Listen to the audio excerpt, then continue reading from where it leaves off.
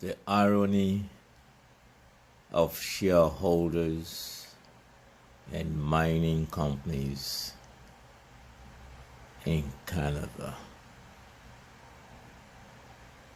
Canada, our home away from home, the good, the bad, and the ugly. The things we don't read about, or even if we read, we do not understand. Canada is home for mining exploration companies. Over 75 to 80% are called Canada home. Not all are Canadian owned, but they operate for profit inside the belly of the beast. Now, how many of us take our little time as we praise Canada of being a respecter of human rights? How many of us have taken our time to visit our host, the owners of this land, the indigenous people, to witness the use and abuse of the land, the environment, and the people? The heinous crime of depriving the basic necessities of their environment. Now imagine inside the belly of the beast in Canada. I treasure Canada in many ways, for many things. And one that jumps in my mind is that of Tommy Douglas, grandfather of Medicare, or HIP. Even though the right-wingers and conservatives and the pharmaceutical industry, insurance companies are trying to kill it while it's still alive. It's one of the proudest moments. But one of the darkest moments of Canada is those of the invasion of the environment and the genocidal acts against indigenous people. Did we know that the apartheid South African government actually borrowed the ideas of segregation, the reserve system, the homelands that were created in South Africa was photocopied from Canada? No wonder the purported so-called father of Canada, Sir McDonald's, statues have been demanded to go into the dark, segregated ghettos of our dark history. But those are yesteryears, those still relevant. But the heinous crime of Canadian mining companies around the world, especially good old Africa, is telling.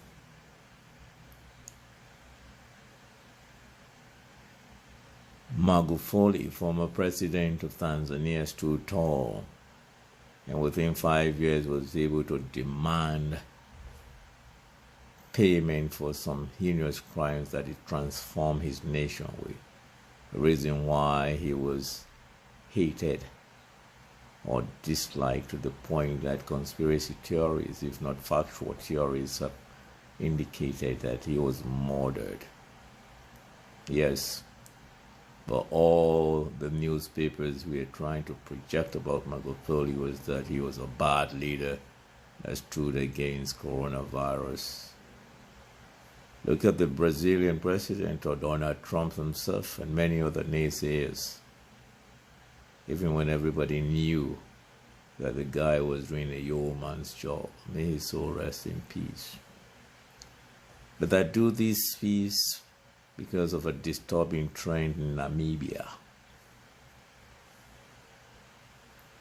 The world should not sit by and allow that mining company to invade the environment and the people of Namibia.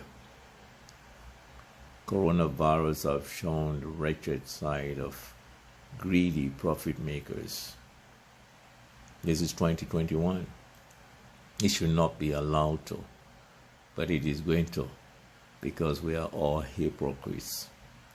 Yes, as we speak, we know of untold mining genocidal acts in Latin America, in South America, in Canada, and sadly, inside of Africa, the wars in Congo.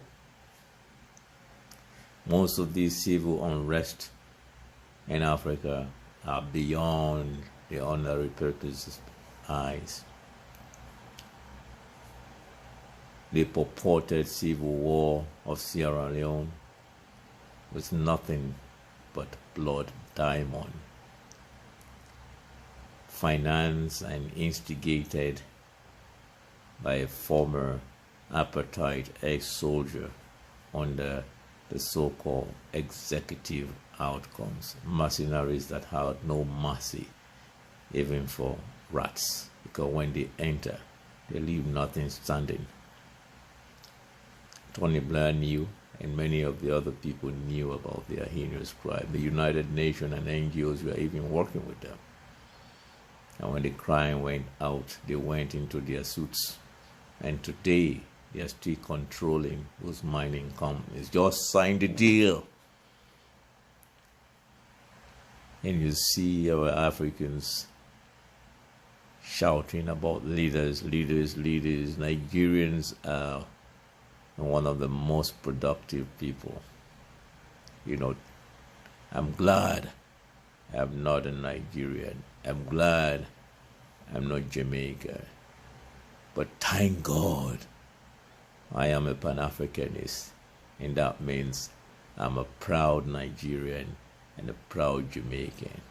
Because those two nations, even though their dimensions are like night and day, Jamaican being about a couple of millions, in Nigeria being almost 300 million people, excel outside of Nigeria immensely and bring the pride of Africa, not Nigeria, same like Jamaica.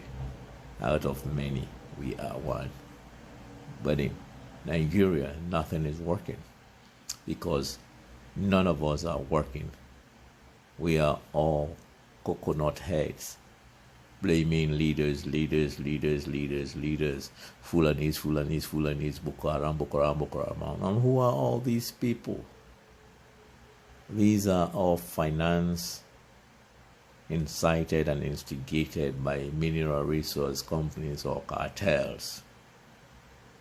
And we keep yabbing until Africans get control of their finances under an African Union. Whether Nigeria is breakdown into 100 pieces and Igbo is still going to find a reason among Igbos to confuse themselves. Same to Yoruba, same to Fulani, same to Timini, Mendi, Zulus, everybody. Why the mining, we keep dragging our resources. The shells, the Delta region, we have to wake up and face the drum. Mining corporations, private companies like the yesteryears of that genocide, the transatlantic slave trade, are controlling, especially Africa, supported by their governments under the red carpet. And now they cry about China. But why should I celebrate China when they photocopy the same 99-year deal or no deal that was brought to Hong Kong and imposed on many Africa? I cry against mining companies because I was born in a mining town and I saw the blood that they spill. When those helicopters came as little kids, we ran around. Captain Good will be shooting on innocent indigenous people in their own land. Private security companies. It is time to shame.